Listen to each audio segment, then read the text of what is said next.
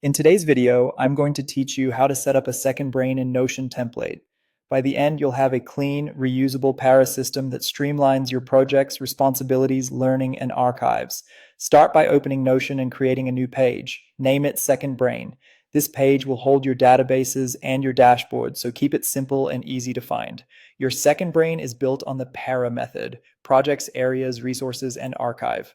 Create 4 full-page databases. For projects, add properties for project name as the title, status as a select with planning active and completed, deadline as a date, area as a relation to the areas database, and priority as a select with low, medium, and high. For areas, set area name as the title, responsibility as a text field to describe what you're responsible for, and review frequency as a select with weekly or monthly.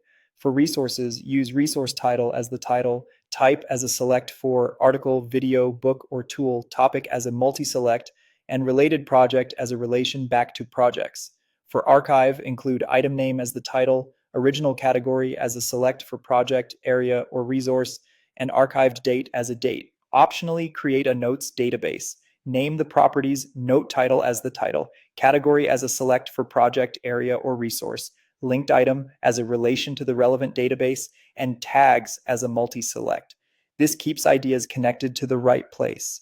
Inside each database, add templates for fast capture.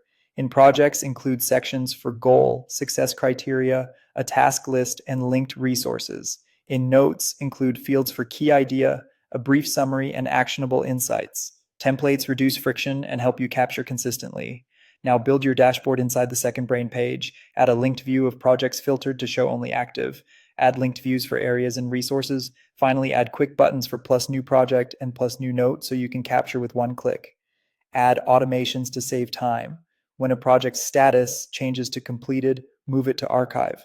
When a note is tagged completed, archive that note as well. Test these on sample entries to confirm they work as expected. Create helpful filtered views. Inbox notes showing notes without a category, this week's projects filtering deadlines within 7 days, and learning resources filtered to type equals book or article. Set a weekly review with a recurring reminder. Review active projects, clean your inbox notes, and archive completed items. Consistency is what makes this system powerful. When everything looks good, click the 3 dots on the page and duplicate it. Use that copy as your reusable Second Brain template. And that's it. If you found this helpful, don't forget to like the video and subscribe for more Notion tips and tutorials.